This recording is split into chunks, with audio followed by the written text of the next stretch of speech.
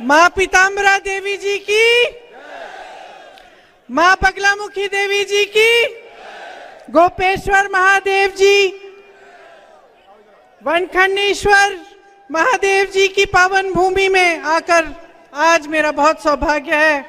मैं पीताम्बरा माता के दर्शन करने 1.5 साल पहले गई थी। उस समय मैं यूपी में काम कर रही थी और वो जगह ऐसी है कि मैं राजनीतिक प्रोग्राम के लिए आई थी, समय कम था, मैंने कहा दर्शन करने हैं तो ले चलिए। जब मैं वहां गई तो वहां से उठ नहीं पाई, आधे घंटे के लिए मैं बैठी रही ध्यान में और मुझे माता का जो शक्ति है उसका एहसास हुआ।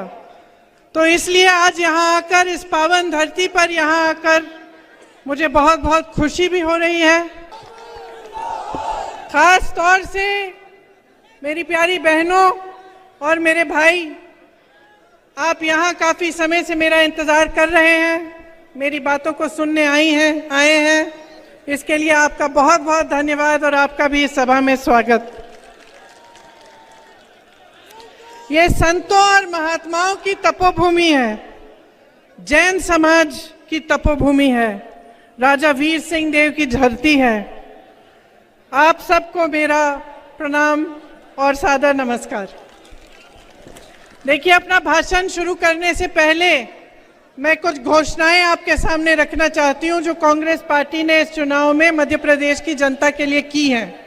उसके बाद मैं अपना भाषण शुरू करूंगी। महिलाओं के लिए आपने सुना होगा कि प्रतिमाह 1500 रुपए सरकार आने पर हम दिलवाएंगे। गेहूं का समर्थन मूल्य 2600 रुपए बनाएंगे।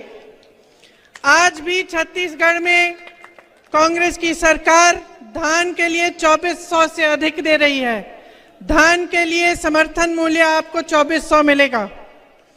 किसान के कर्ज माफ करने का काम हमारी सरकार ने शुरू किया था जब सरकार बनी थी। फिर आप सबको मालूम है कि उसका क्या हुआ, सरकार को किस तरह से गिराया गया। लेकिन वो काम हम फिर से शुरू करेंगे। अगर हमारी सरकार आएगी तो हम किसानों के कर्ज माफ करना शुरू करेंगे। 100 यूनिट बिजली माफ होगी, 200 यूनिट बिजली बिल हाफ होगी, मतलब आधी होगी। पुरानी पेंशन लागू की जाएगी। आप सब इसके बारे में मैं थोड़ी लंबी चर्चा बाद में करूंगी। गैस सिलेंडर 500 रुपए में मिलेगा। 5 हॉर्स पावर की सिंचाई की बिजली मुफ्त मिलेगी। ओबीसी के लिए आरक्षण 27% का किया जाएगा। जाति जनगणना आपके प्रदेश में हम कराएंगे। 2 लाख सरकारी पद भरे जाएंगे। प्रतियोगी परीक्षा में निशुल्क, मतलब 100% आपको छूट मिलेगी फीस के भरने के लिए। तो प्रतियोगी परीक्षाएं जितनी भी हैं वो निशुल्क हो जाएंगी। परिवार सहित 25 लाख रुपए तक का बीमा और 10 लाख का दुर्घटना बीमा मिलेगा। ये भी आज कांग्रेस के प्रदेशों में हो रहा है। राजस्थान में 25 लाख तक मुफ्त इलाज हो रहा है। पढ़ो और पढ़ाओ योजना है जो कांग्रेस कह रही है कि करेगी। इसमें कक्षा 1 से 12 तक निशुल्क शिक्षा होगी। कक्षा 1 से 12 तक जो बच्चे स्कूल में भर्ती होंगे और जो पढ़ाई के लिए जाएंगे उनको हर महीने 500 से लेकर 1500 रुपए उनके परिवारों को दिए जाएंगे, उनको प्रोत्साहित करने के लिए और जो स्कूल का सामान है वो खरीदने के लिए। तो देखिए, ये थी घोषणाएं। अब घोषणाएं तो सब करते हैं कि नहीं? भाजपा वाले भी करते हैं। कितनी घोषणाएं की हैं उन्होंने यहाँ? 22,000। कभी उनके नेता आए ना तो पूछ लीजिए, किसी को भी 22,000 घोषणाएं अगर याद हो, खड़े होके सुना दे, है ना? पब्लिक को तो याद नहीं है। मैं तो कहती हूँ नेताओं को भी याद नहीं रह सकती है, क्योंकि वो कुछ अलग तरह की घोषणाएं होती हैं। वो खोखली घोषणाएं हैं जो चुनाव के समय की जाती हैं। जैसे आपकी जो लाडली योजना है, बहनों बताइए, 18 सालों से सरकार है तो 2 महीने पहले क्यों की है घोषणा? क्या 2 महीने पहले से, जब 18 सालों से आप गरीबी और संकट का सामना नहीं कर रहे थे? तो ये लोग जो घोषणाएं करते हैं वो ये समझ के करते हैं कि भाई जनता को हम बेवकूफ बना सकते हैं। जनता को, पब्लिक को क्या नहीं कहा इन्होंने? आपको कहा कि आपको रोजगार दिलवाएंगे, बताइए मिले? हाथ उठा लो जिसको रोजगार दिया है।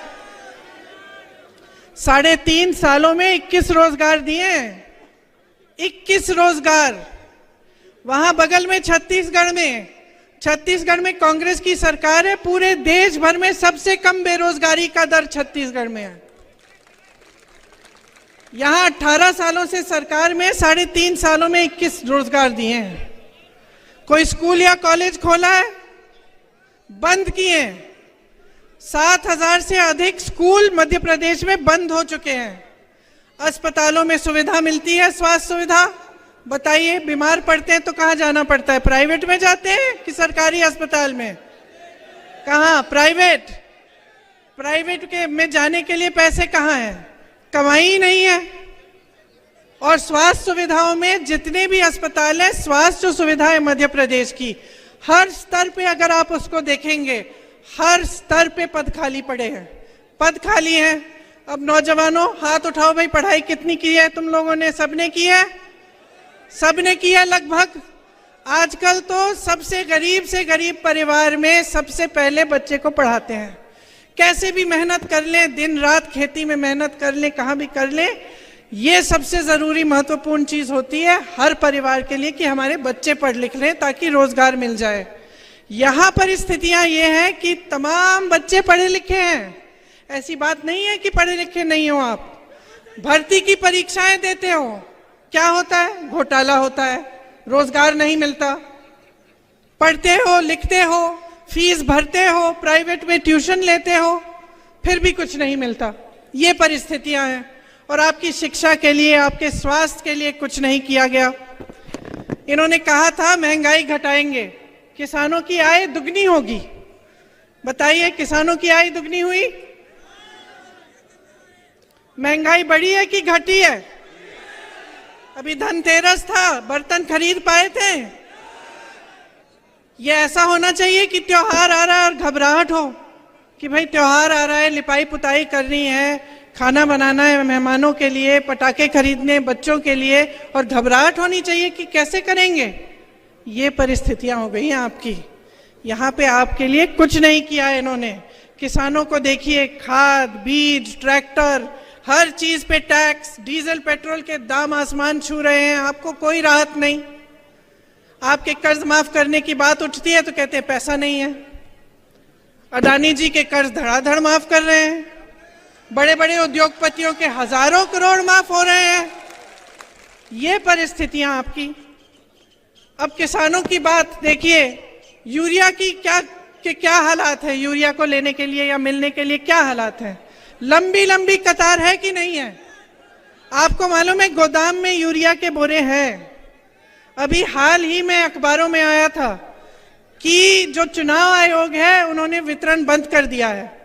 अब अखबारों में बहुत चीजें आती हैं, ये मुझे लगा कि आपके सामने मुझे रखनी चाहिए कि मैंने पढ़ा कि इसीलिए बंद किया है इनका वितरण, क्योंकि इस पे मोदी जी की फोटो चिपका दी। और मोदी जी की फोटो चुनाव के समय चिपका दी तो चुनाव आयोग ने कहा भाई इस समय आप नहीं बांट सकते। तो किसान त्रस्त है, परेशान है, पूरा सीजन निकल जाएगा, वो खेती में खाद नहीं डाल सकता। वो जाता है खाद लेने के लिए तो या तो खाद मिलती नहीं है या उसे कहा जाता है कि पहले अपना कर्ज भरो। तो क्या करेगा किसान? महंगाई से परेशान है। जैसे मैंने कहा, डीजल, पेट्रोल, टैक्स, सब कुछ, जितनी भी चीजें हैं, ट्रैक्टर है, खाद है, कुछ भी है, उस पर टैक्स है। डीजल पेट्रोल इतने महंगे हो गए, ऊपर से खाद नहीं मिलता। तो क्या करेगा? और कब तक आप इन परिस्थितियों को सहते रहोगे?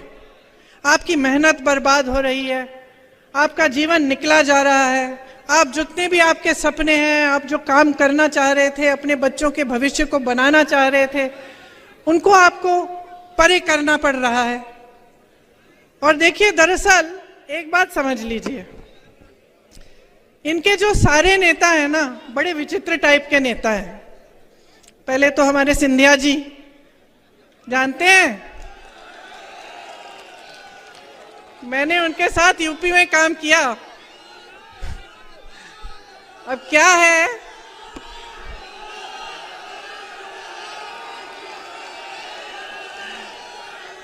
कि कद में थोड़े छोटे पड़ गए हैं? लेकिन अहंकार में तो भाई वाह। जब हम काम कर रहे थे यूपी में काम कर रहे थे, तो देखो यूपी वालों की, तो हम भी यूपी के हैं, आदत है हम लोग शिकायत, गुस्सा, नाराजगी सब निकाल देते हैं। महाराज बोलने की आदत नहीं है। लेकिन भैया उनके पास जो भी कार्यकर्ता जाता था, कहते हैं दीदी कि हम क्या करें, महाराज महाराज कहना पड़ता है, हमारे मुंह से नहीं निकलता तो फिर कुछ काम ही नहीं होता हमारा। वैसे उन्होंने अपने परिवार की परंपरा अच्छे से निभाई है। विश्वासघात तो बहुतों ने किया है, लेकिन इन्होंने ग्वालियर और चंबा की जनता के साथ विश्वासघात किया है। आपके पीठ में छुरा भोंका है, बनी बनाई सरकार को गिरा दिया, और वो बनी बनाई सरकार आपकी थी, आपने वोट दिया था उसके लिए। 3.5 साल से इस सरकार ने आपको 21 रोजगार दिए हैं। वो सरकार कांग्रेस की थी।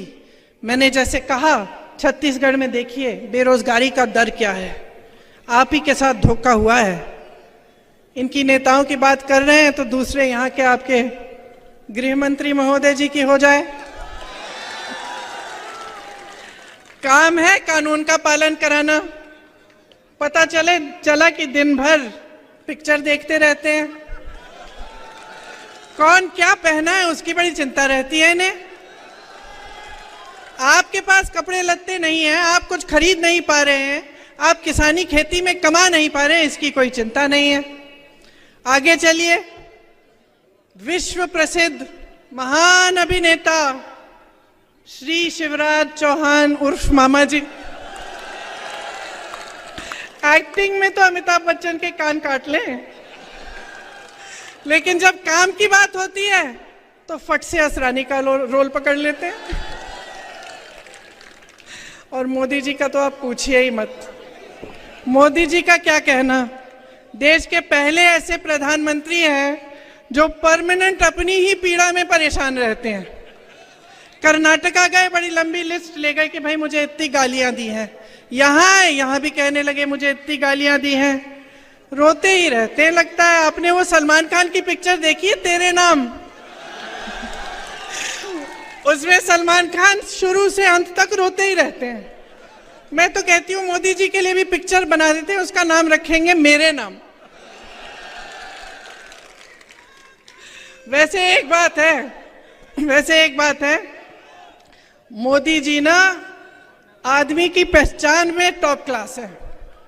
दुनिया भर के गद्दारों और कायरों को इकट्ठा करके अपनी पार्टी में ले लिए। मुझे तो बेचारे आरएसएस और भाजपा के जो अच्छे कार्यकर्ता हैं, जो सालों से संघर्ष कर रहे हैं अपनी पार्टी के लिए, उन पे तरस आती है कि क्या पता ये कायरों की सेना ही उनकी पार्टी को चलाने ना लगे। ये है हालात। अब मजाक एक तरफ, आपके काम की बात करते हैं। देखिए, मैं आपसे एक सीधी सी बात कहती हूँ, हम मध्य प्रदेश में हैं, बगल में छत्तीसगढ़ है, वहाँ कांग्रेस की सरकार है, यहाँ भाजपा की सरकार है। तो देखते हैं भाई आपकी सरकार ने क्या किया, छत्तीसगढ़ की सरकार ने क्या किया, और देखते हैं का मतलब ये नहीं है कि प्रियंका गांधी स्टेज पे खड़ी है कह रही है तो आप मान जाए। मत मानिए, आप खुद पता करिए। कोई छत्तीसगढ़ में रहता है, राजस्थान में रहता है, कांग्रेस में के किसी अन्य प्रदेश में रहता है, तो आप खुद पता कर लीजिए वहां की परिस्थितियां क्या है। मेरी बातों पे मत चलिए, मेरा काम है आपको बताना, मैं बताऊंगी। देखिए, छत्तीसगढ़ में किसानों के कर्ज माफ हुए। मैंने आपसे कहा कि धान 2600 रुपए का, हम 2600 हो गया है, अब पहले 24 था, अब 2600 हो गया है, 2600 में खरीद रहे हैं। वहां वन उपज के लिए समर्थन मूल्य मिल रहा है। धान छोड़िए, गेहूं छोड़िए, वन उपज के लिए मिल रहा है। जो महंगाई देश की जो केंद्र सरकार है उसने थोपी है जनता पे, उससे बचाया जा रहा है लोगों को। जो आपके पैसे हैं आपकी जेब में वापस दिए जा रहे हैं। यहां जब भी ये सवाल उठता है भाजपा के प्रदेशों में, उनकी सरकारों में, तो जवाब यही आता है कि पैसे नहीं है। आप ओपीएस को देखिए, कांग्रेस के हर प्रदेश में आज ओपीएस लागू है। हमने ओपीएस लागू किया, वहां उन्होंने पैसे रोक रखे हैं छत्तीसगढ़ में, कि जब हम लागू कर भी रहे हैं तो वो कह रहे हैं हम नहीं देंगे। क्यों? जब ये सबको, बड़े बड़े उद्योगपतियों के कर्ज माफ कर सकते हैं, बड़े बड़े उद्योगपतियों को जो आपकी संपत्ति है वो सौंप सकते हैं, तो आपके लिए, आपके जेब में, चाहे आपका पेंशन हो, चाहे आपके कर्ज माफ करने की बात हो, चाहे महिलाओं के लिए कुछ राहत हो, इसकी बात क्यों नहीं कर सकते? ये क्यों नहीं कर सकते हैं? अब आप बताओ, आपके इलाके में पता नहीं आवारा पशु का है समस्या खेतों में, है कि नहीं है? है। चलो, यूपी में बहुत है, यूपी में बहुत है, और पूरे मध्य प्रदेश में जहां जहां मैं गई हूं वहां बहुत समस्या है। तो अब हम देखते हैं कि भाई आपकी सरकार ने क्या किया? कुछ नहीं किया इसको सुलझाने के लिए। और जो छत्तीसगढ़ की सरकार है कांग्रेस की, उन्होंने देखा कि देखो ये बड़ी समस्या है, इससे किसान जूझ रहा है। रात को आवारा पशु आता है, खेत खा जाता है, तो महिलाएं दिन भर खेती के पहरेदारी करती हैं और रात को किसान जाता है, वो बेचारा बैठा रहता है पूरी रात। तो हमने सोचा कि किस तरह से इस समस्या को सुलझाया जाए। तो क्या किया उन्होंने? हजारों गौठान बना दिए, और उन गौठानों, ये ऐसे गौठान नहीं है जैसे इधर उधर दिखते हैं कि गौ माता को वहां छोड़ दिया, पानी नहीं है, चारा नहीं है, छत नहीं है और वहां पड़ी रहती है, ऐसे गौठान नहीं।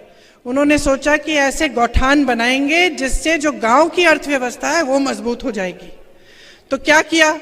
वहां जो स्वयं सेवा समूह है महिलाओं के, वो बनवाए, महिलाओं को रोजगार दिया। ये कह दिया कि अगर आप गोबर बेचेंगे, हम गोबर आपसे खरीदेंगे। सरकार जनता से कहा कि हम गोबर खरीदेंगे। तो क्या हुआ? लोगों ने आवारा पशु रखने शुरू किए, क्योंकि उससे कमाई शुरू हो गई।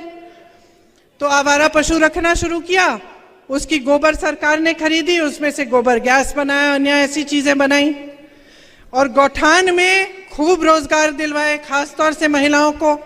तो वहां मैं ऐसी महिलाओं से मिली हूं जो उन गौठानों में काम करके अपने स्वयं सेवा समूह द्वारा 1 लाख से 6 लाख रुपए कमा रही हैं महिलाएं। तो एक बड़ी समस्या थी, उसको सुलझाने के लिए दिमाग लगाया गया और ये तय किया गया कि हम इस तरह से सुलझाएंगे कि जनता की सुविधा हो जाएगी। और आज मध्य प्रदेश में किसान उसी से जूझ रहा है। मैं तो कहती हूँ नकल ही कर लेते। छत्तीसगढ़ में जो प्रोग्राम है, जो योजना है, उसकी नकल करके यहाँ कर लेते हैं, उतना भी नहीं किया। तो जो आपकी बड़ी बड़ी समस्याएं हैं उससे आज आप जूझ रहे हैं, बहुत परेशान हैं। गांव को मजबूत करने की जो बात होती है ना, वो शुरू में महात्मा गांधी जी ने की थी। ग्राम स्वराज कहते थे उसे। कहते थे कि जब तक ग्राम स्वराज पूरी तरह से नहीं होगा तब तक ये देश पूरी तरह से स्वतंत्र नहीं हो सकता, ये कहते थे गांधी जी। तो जो कांग्रेस की सरकारें हैं वो चाहते हैं कि ग्राम में मजबूती आए, गांव में, मतलब जो गांव का गरीब है उसे ग्रामीण रोजगार भी मिल जाए, उसे पलायन करने की जरूरत ना हो। तो इसीलिए मनरेगा जैसी स्कीम कांग्रेस पार्टी लाई थी। आप जानते हैं कि मनरेगा की स्कीम से आपको ग्रामीण रोजगार मिलते थे। खेती किसानी पर और जोर डाला ताकि आपको समर्थन मिले, सरकार मदद करे, आपकी सहायता करे ताकि आप कमा पाएं अपनी खेती से। आज छत्तीसगढ़ में ये स्थिति है कि जो पलायन करके चले गए थे, जिनको रोजगार नहीं मिल रहा था भाजपा के शासन में, और वो चले गए शहरों में कि भाई रोजगार वहां अच्छा मिल जाएगा, वो वापस आ रहे हैं। किसानी में जो रोजगार है वो बढ़ रहे हैं छत्तीसगढ़ में। और ये सिर्फ छत्तीसगढ़ की स्थिति नहीं है, ये राजस्थान, हिमाचल प्रदेश, कर्नाटका, जहां जहां हमारी सरकारें हैं वहां हमारी पूरी कोशिश ये है कि पंचायत मजबूत हो, गांव मजबूत हो, ग्रामीण रोजगार मिले, आपके लिए सुविधा हो। बेरोजगारी जो है बहुत बढ़ गई है पूरे देश में। 45 सालों में सबसे ज्यादा बेरोजगारी आज है देश में, भाजपा के राज में। जी आके दे दीजिए, आ जाइए।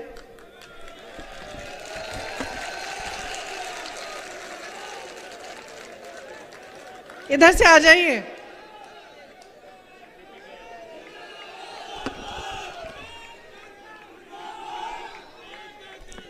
अब आपकी यहां मध्य प्रदेश की क्या स्थिति है?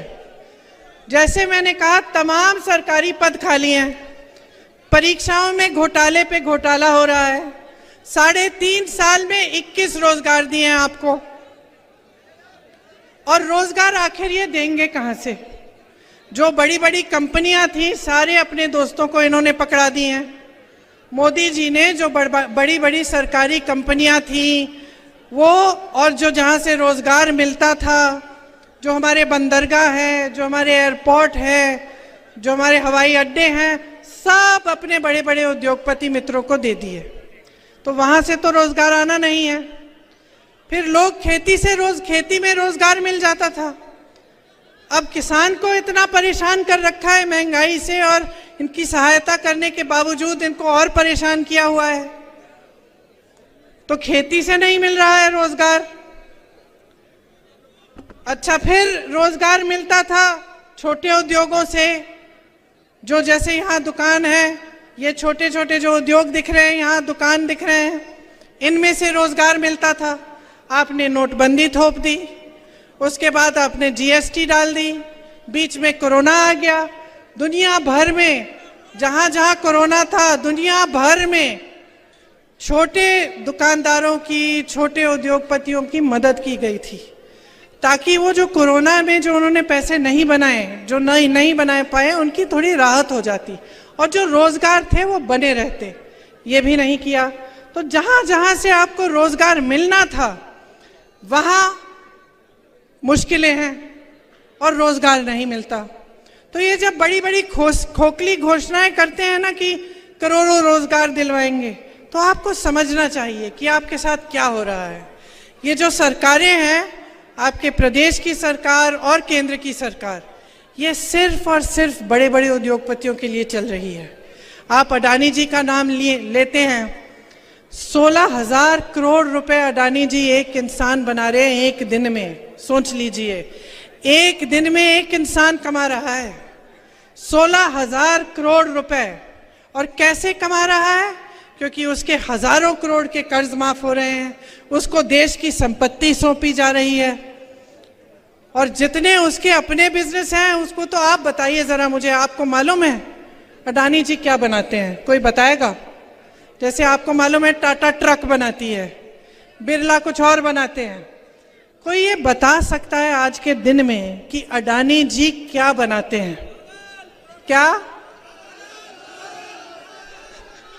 पागल बनाते हैं। देखिए, अडानी जी क्या बनाते हैं वो देश में किसी को नहीं मालूम, लेकिन ये सरकार सब कुछ उनको सौंप रही है, ये सबको मालूम है। आज बच्चा बच्चा जानता है कितना भ्रष्टाचार हो रहा है। ये लोग कहते हैं हम भ्रष्ट हैं, हम कहते हैं ये भ्रष्ट है। अब आप कहोगे कि भाई सच कौन कह रहा है? आप खुद देखिए, इससे कोई बड़ा भ्रष्टाचार हो सकता है कि देश की संपत्ति को उठा के आपने एक उद्योगपति को दे दी? देश के हवाई अड्डे, देश के बंदरगाह, आप बताओ इससे बड़ा कोई भ्रष्टाचार हो सकता है? तो जवाब आपके सामने है, सब कुछ आपको दिख रहा है। महिलाओं के लिए इन्होंने कहा आरक्षण करेंगे, सब महिलाएं बड़ी खुश हो गई कि भाई आरक्षण हो जाएगा, हम भी चुनाव लड़ पाएंगे अच्छी तरह। बाद में पता चलता है कि 10 साल बाद तक ये लागू नहीं होगा। चुनाव आ रहा है, कह दिया लाडली योजना। चुनाव से पहले महिलाओं को कोई पूछ ही नहीं रहा है। तो ये परिस्थितियां आपके सामने हैं। महिलाओं के लिए इतना काम हो सकता है। जहां हमारी सरकारें हैं वहां महिलाओं को खूब मौके दिए हुए हैं। आंगनवाड़ी बहनों की मानदेय बढ़ाए हैं, स्वयं सेवा समूह के कर्ज माफ किए हैं, महिलाओं के लिए खास क्लिनिक खोले हैं जो महिलाएं चलाती हैं, खुद महिलाएं चलाती हैं, और वो क्लिनिक सिर्फ आप बहनों आपके लिए हैं। श्रमिकों की बेटियों के लिए 20,000 रुपए दिलवाए, शादी के लिए 50,000, लड़कियों को पीजी तक मुफ्त शिक्षा करा दी। और जो पाठशालाएं बनाई हैं प्रदेश में, छत्तीसगढ़ में, उन पाठशालाओं में जो इंग्लिश मीडियम पाठशाला है उसमें 50% आरक्षण महिलाओं को दिया हुआ है। तो इतने काम हैं जो हो सकते हैं। ये ऐसी बात नहीं है कि सरकार आई और काम ही नहीं हो पा रहा है, भाई हमारे पास पैसे नहीं है, फंड्स नहीं है, ये बहाने हैं बहनों और भाइयों। जहां सरकार की नीयत ठीक होती है ना, वहां पे काम बहुत हो सकता है। कल मैं जब छत्तीसगढ़ में थी, गर्व होता है, बहुत गर्व होता है। मंच पे खड़े होते हैं तो हम नेताओं को भी गर्व होता है कि भाई जो हम बात कर रहे हैं, अपने काम की बात कर रहे हैं, कि हम कह पा रहे हैं कि देखो हमने कितना किया है, देखो आपने हम में भरोसा किया, आपकी संपत्ति हमारे हाथों में थी, हमने वो संपत्ति आपको लौटाई है। हमने ऐसी योजनाएं बनाई हैं जिससे आपके कर्ज माफ हुए, जिससे आप अपने पैरों पे खड़े हो पाए, जिससे कोई नौजवान हो उसको अपना बिजनेस शुरू करना पड़े उसके लिए हमने सुविधा बना दी, रोजगार दिलवाए। तो हम जब खुद मंच पे खड़े होके ये बातें करते हैं तो हमें खुद गर्व होता है और ये महसूस होता है कि चलो आपने 5 सालों के लिए हमें आपने अपना भरोसा दिया, आपने ये सोचा कि हम कुछ करके दिखाएंगे और हमने कुछ करके आपको दिखाया। जब मैं राजस्थान जाती हूँ और मैं एक ऐसे शख्स से मिलती हूँ जिसके हार्ट का ऑपरेशन मुफ्त में हो गया और वो ऐसे करके कहता है कि ये जो योजना है दीदी, इसकी वजह से मुझे 1 पैसा नहीं देना पड़ा, तो अच्छा लगता है, क्योंकि एक जिम्मेदारी होती है आपके प्रति, एक जवाबदेही होती है। मैं जहां जहां जाती हूं मैं एक कहानी बताती हूं कि जब मेरे पिताजी प्रधानमंत्री थे, उनके साथ मैं अमेठी घूमती थी, उनका चुनावी क्षेत्र था। अमेठी के जो गांव के लोग थे वो बेझिझक उनको डांटते थे और वो इतना भी कह देते कि राजीव भैया प्यार देंगे हम आपको, लेकिन हमारी सड़क ठीक नहीं की ना आपने 6 महीनों में तो वोट नहीं मिलने वाला। कहते थे, मुंह पे कहते थे। और वो प्रधानमंत्री थे, नाराज नहीं होते थे, डांटते नहीं थे, ये नहीं कहते थे कि देखो मैं कौन हूं, ऐसे मत बात करो मेरे से। सर झुकाकर उनसे कहते थे कि हाँ इसका ऑर्डर मैंने दे दिया, इसमें देर लग गई है। ये इस देश की परंपरा है बहनों और भाइयों। जब हमने आजादी की लड़ाई लड़ी ना, आपके पूर्वजों ने भी लड़ी, हमारे पूर्वजों ने लड़ी। जब ये लड़ाई लड़ी तो इसलिए नहीं लड़ी कि आज भी आप आजाद न हो। इस आजादी का मतलब क्या था? इस आजादी का मतलब था कि जो शक्ति है, देश की जितनी भी शक्ति है, देश की जो संपत्ति है, वो आपके हाथों में हो। ये इसी को आजादी कहते थे। वरना अंग्रेजों में और यहाँ के शासकों, अब नए शासकों में क्या फर्क है? अगर आपके हाथों में ये शक्ति नहीं होती वोट की कि आप हर 5 साल बदल सकते थे सरकार, और अगर कोई जवाबदेही नहीं होती आपके प्रति कि नेता थोड़ा घबराए, यहाँ जब आपके सामने आए तो थोड़ा बहुत घबराए कि भाई मैंने इनका काम नहीं किया, इस बार मैं नहीं चुना जाऊंगा। ये शक्ति आपको लोकतंत्र के जरिए, आपके संविधान के जरिए आपको दी। और कई महापुरुषों ने इसके लिए अपनी जान दी। कई लोगों ने अपना खून इस धरती की मिट्टी में मिला दिया ताकि आप आजाद हों, ताकि आप अपने नेताओं से जवाबदेही मांगे, ताकि आपको सरकार अच्छी नहीं लग रही है, आपको लग रहा है कि गलत हो रहा है आपके साथ, आप उसको बदल पाए। तो अब मेरी शिकायत है आपसे, क्या कर रहे हैं आप? अपनी परिस्थिति देखी। मैंने सुना है यहां पे आप ही के क्षेत्र में तमाम निर्दोष लोगों पर फर्जी केस लगा के जेल में डाल देते हैं, है? देखिए, मैंने पहले ही कहा, मजाक में कहा, लेकिन मैंने कहा कि गृह मंत्री हैं यहाँ के जो प्रतिनिधि हैं, गृह मंत्री हैं, इनका काम क्या है? इनका काम है कानून को लागू कराना, मतलब जनता को सुरक्षित रखना। और किसकी सुरक्षा कर रहे हैं? यहाँ के गुंडे, यहाँ के माफिया, इनको किसका संरक्षण मिलता है? जब आप परेशान होते हैं, आपकी कोई समस्या उठती है, तो आप जा पाते हैं इनके पास? अपना काम करा पाते हैं?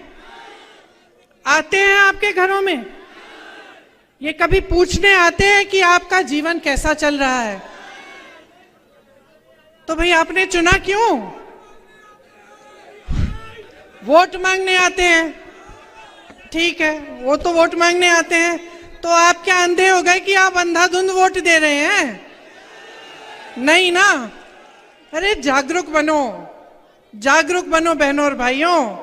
आपका देश है, आपका प्रदेश है, ये आपका इलाका है। गुंडों के हाथों में सौंपना चाहते हैं आप इसे? अपने बच्चों के लिए रोजगार चाहते कि नहीं? स्वास्थ्य सुविधाएं चाहते कि नहीं? शिक्षा की सुविधाएं चाहते कि नहीं?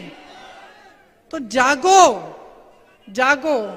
देखो आज देश में ना एक अजीब सा सिलसिला बन गया है। ये पावन धरती है, इसीलिए मैं ये बात यहां खास तौर से कह रही हूं।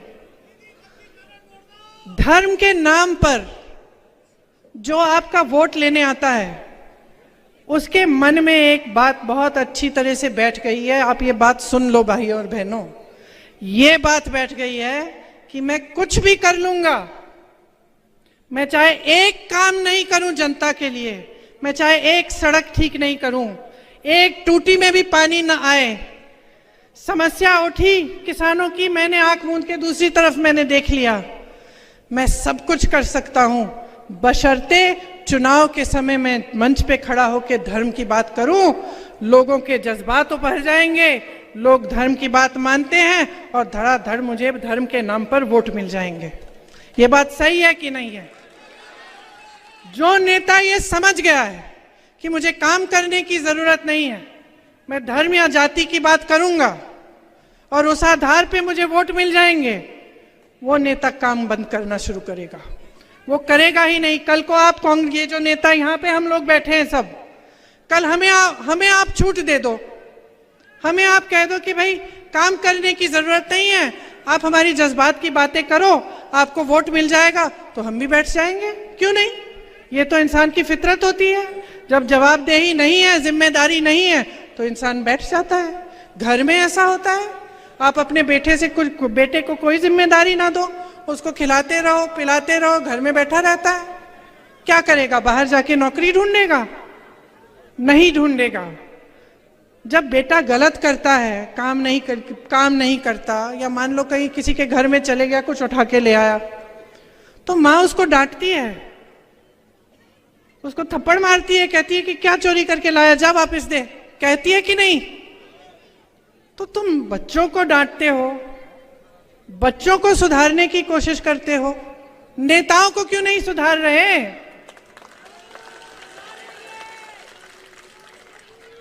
ये आपकी धरती है, बार बार मैं कह रही हूं, आपकी अमानत है, बार बार मैं कह रही हूं। लोकतंत्र ने शक्ति आपको दी है, ये जो आपका वोट है ना, सबसे बड़ी शक्ति है। इसको मत नकारो, इसको खाम खा धर्म के नाम पर, जाति के नाम पर मत दो। इसको एक ही आप एकदम अपना ध्यान जो है ना केंद्रित कर लो अपने विकास पे, अपने भविष्य पे, अपने बच्चों के भविष्य पे।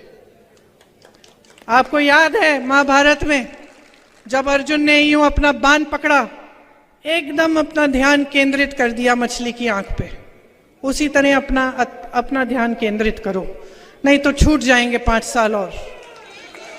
जो बर्बादी आप देख रहे हो, जो ये घोटालों वाली सरकार है, एक के बाद एक भ्रष्टाचार की सरकार है, समझ लो इसका नुकसान कोई नेता नहीं भर रहा है, कोई नेता नहीं भर रहा है।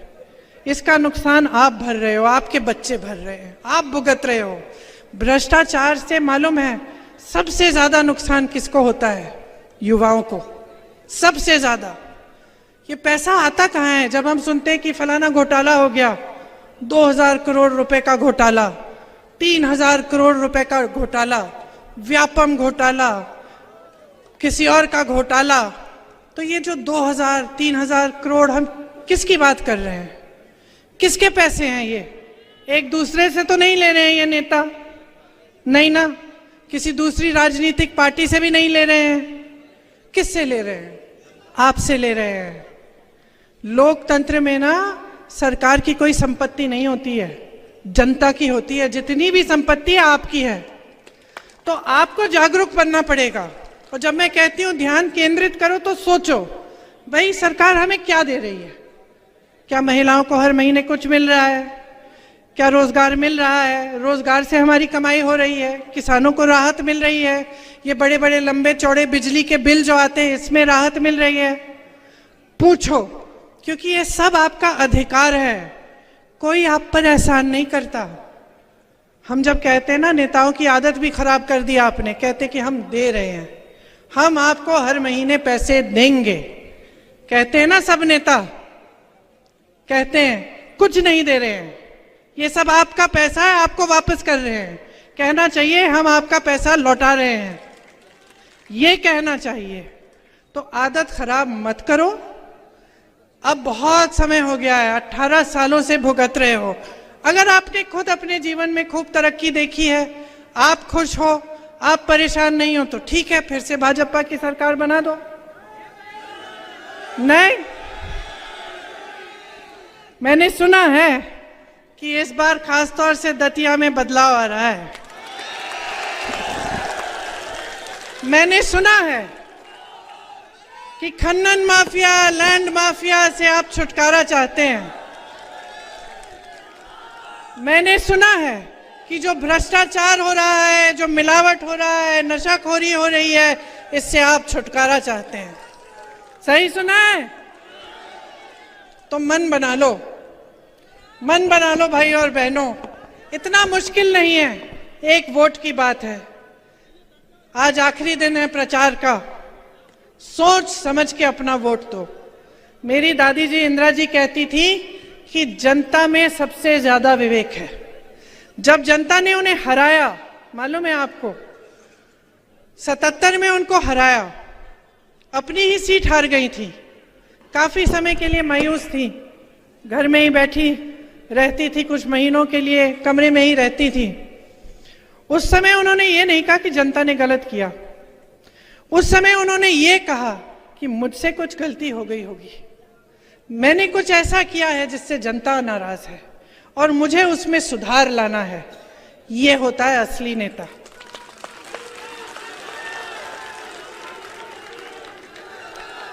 तो इंदिरा जी कहती थी कि जनता में सबसे ज्यादा विवेक है। उनके दिल में आपके लिए श्रद्धा थी, वही श्रद्धा हम सबके दिलों में है। इसलिए मैं यहां आती हूं, आपसे वोट नहीं मांगती, आपसे शिकायत करती हूं और आपसे जागरूकता मांगती हूं, क्योंकि मेरे मन में भी आपके लिए श्रद्धा है। मैं जानती हूं कि ये लोकतंत्र है, आप ही सर्वोपरि हैं, नेता को बनाने वाले आप हैं, लेकिन ये बात आपको समझनी पड़ेगी।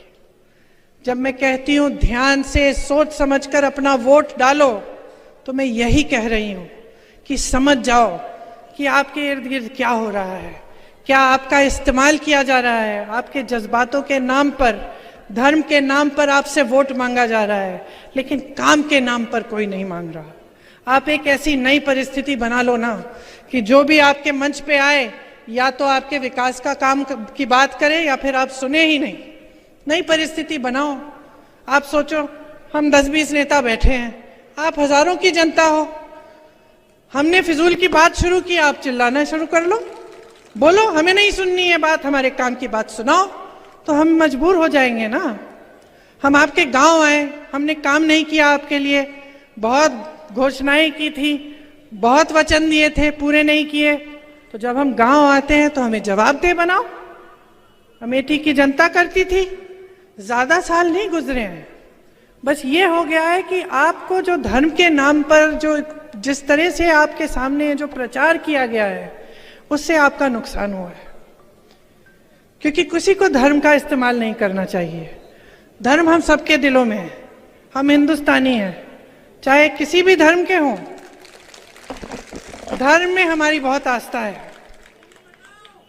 तो मैं सिर्फ ये कहना चाहती हूं कि नेता के दिल में भी जनता के प्रति आस्था होनी चाहिए, वही आस्था होनी चाहिए, क्योंकि नेता का एक ही धर्म होना चाहिए, आपका विकास, आपकी तरक्की, आपको सशक्त बनाना।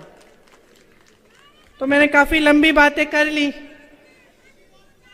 लेकिन मेरी बातों को भूलो मत। परसों वोट देने जाओगे तो ध्यान से मेरी बातों को याद रखो। बदलाव लाना है, दतिया में बदलाव लाना है, मध्य प्रदेश में बदलाव लाना है। आपको अच्छे नेता मिले जो काम करके दिखाएं आपको, जो दिन रात एक करके दिखाएं आपको, जो आप ही के लिए समर्पित हैं। तो आप कांग्रेस को चुनिए, 5 सालों का मौका दीजिए। देखिए छत्तीसगढ़ में क्या हो रहा है, राजस्थान में क्या हो रहा है, कर्नाटका में क्या क्या नहीं हो रहा है। आप इन सब प्रदेशों में देखिए, और जो आपका अनुभव रहा है 18 साल का भाजपा की सरकार का, उसका आप इस्तेमाल करिए, उसके बारे में सोचिए। और उस आधार पर जब आप वोट डालेंगे, सोच समझकर, अपने विवेक का इस्तेमाल करके, तो मैं दावे के साथ कह सकती हूं कि बदलाव आएगा। एक बार मेरे साथ बोलिए जोर से,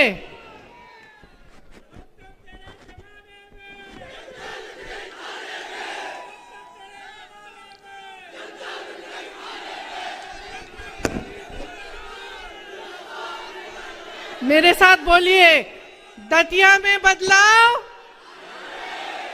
दतिया में बदलाव, दतिया में बदलाव। जय हिंद, धन्यवाद।